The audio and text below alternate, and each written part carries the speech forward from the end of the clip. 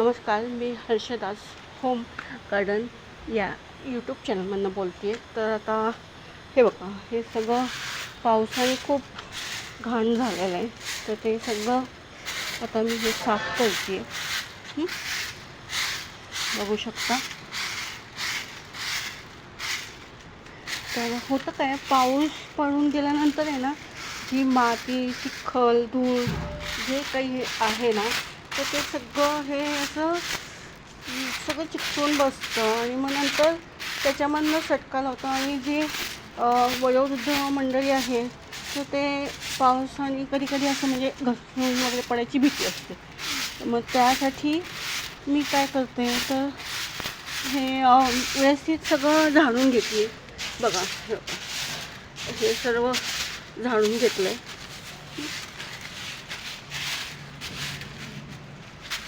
काय काही आता पिवळी पान मला जेवढी दिसतात ते ही पिवळी पानं बघा, ही अशी काढून टाकते.